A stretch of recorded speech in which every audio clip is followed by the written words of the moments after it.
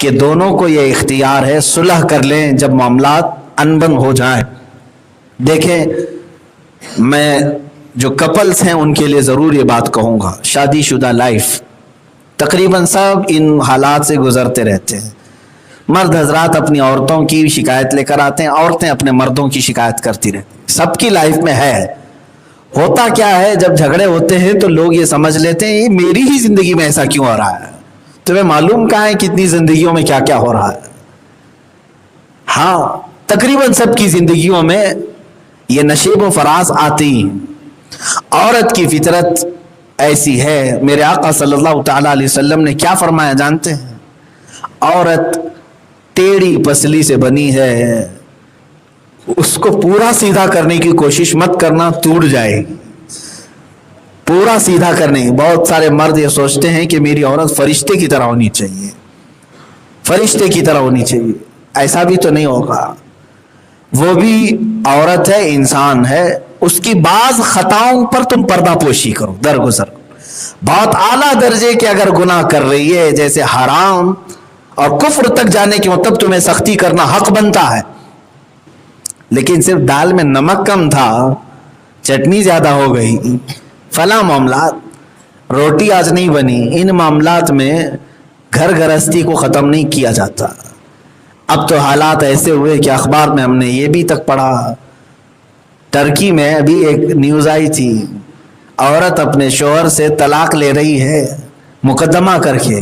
کس بات پر جانتے ہیں؟ جج کے پاس وہ کہتی ہے کہ میرا مرد جو ہے ہاتھ سے کھانا کھاتا ہے، چمچ سے نہیں کھاتا. ان کے یہاں رواج ہے چمچ سے کھانے کا. عورت کہتی ہے بچپن سے ہم چمچ سے کھائیں، یہ چمچ سے نہیں کھاتا اس لیے میں طلاق لینا چاہتی ہوں. تو طلاق، چمچ والی طلاق.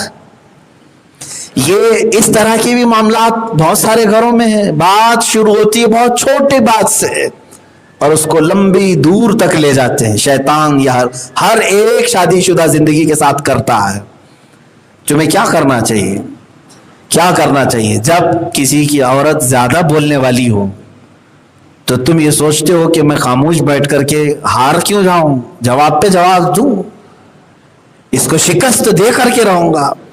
اور جب زیادہ نہیں بن پاتی ہے تو گردن پکڑو، ایک دو تماچے لگا اور اس کو ادھر ادھر مارو. یہی تو ہوتا ہے.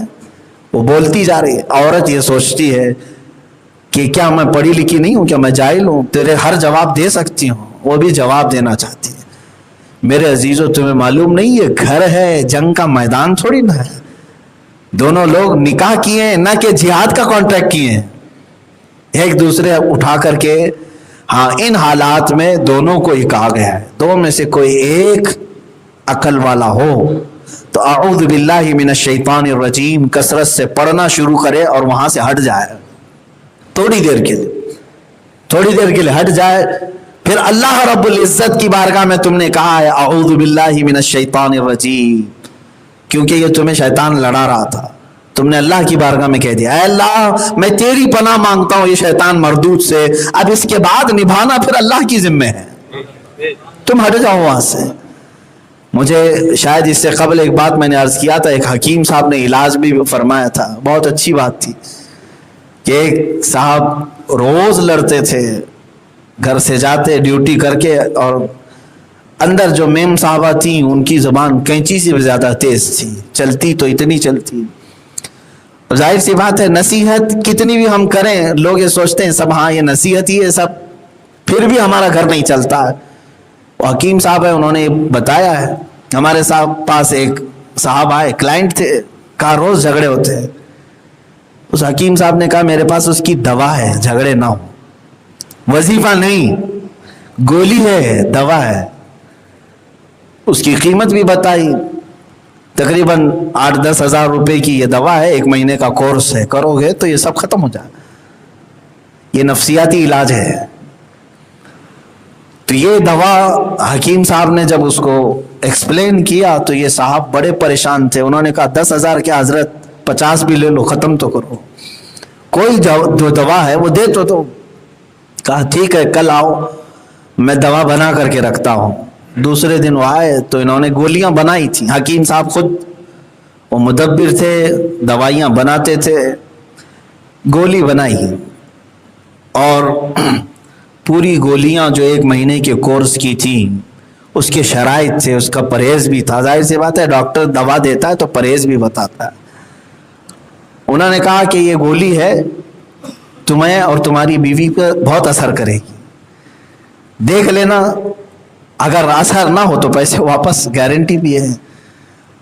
उन्होंने गोलियां ली, पूछा कि क्या क्या करना है। कहा ये आप अपनी ऑफिस से या ड्यूटी से जब घर जाते हैं, ये 2 गोलियां मुंह में रखना है, 40 मिनट तक चूसते रहना है, एक जुमला भी मुंह से बाहर नहीं निकालना, और 40 मिनट तक 2 गोलियां आप मुंह में रखे रहें।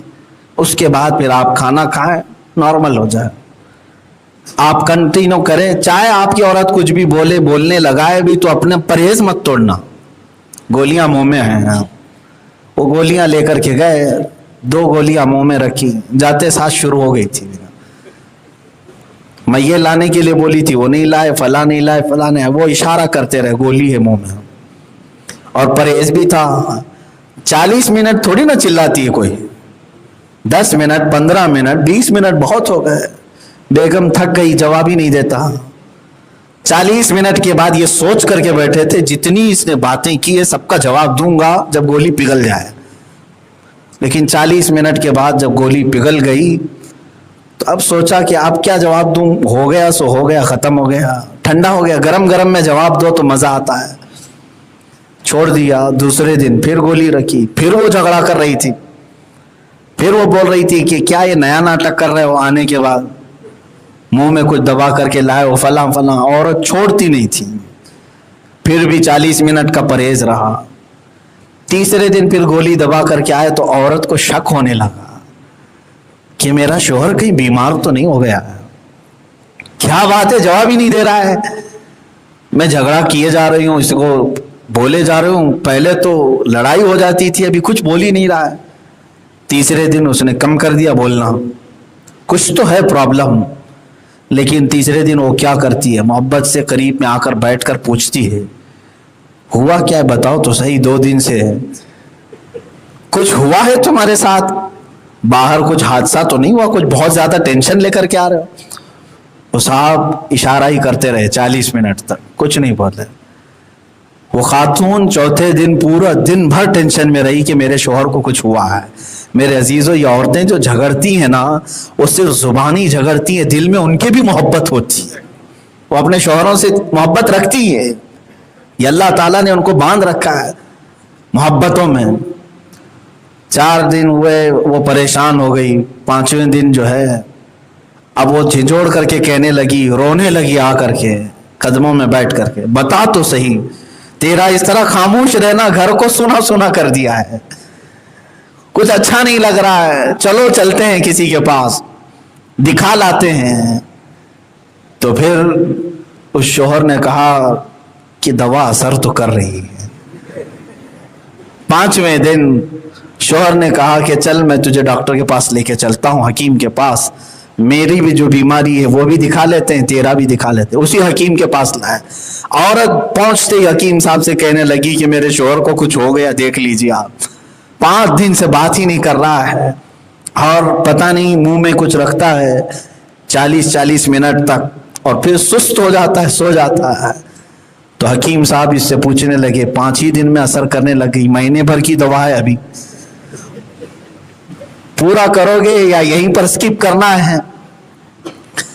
तो उसने पूछा कि हकीम साहब ये कौन सी दवा थी? तो हकीम साहब ने कहा कुछ भी नहीं था, गेहूं के आटे में शक्कर डाल करके मैंने बना के दे दिया था, वो आटे की गोलियां थी, बस तू चूसता रहे, बाकी कोई चीज नहीं थी। जो कुछ भी बीमारी थी तेरी वो सिर्फ जुबान पे थी, उस पर मैंने ताला लगाया, सारी बीमारियां खत्म हो गई। कोई एक तो शुरू करे खामोश होने का। मेरे अजीजों, ये हकीकी बात थी, कोई लतीफा मैंने नहीं सुनाया। पहले के हुक्मा भी थे और अपने इलाके के बड़े भी ऐसे थे जो दोनों को सुलह कराना चाहते थे, एक दूसरे की मोहब्बतों को वापस लाते थे।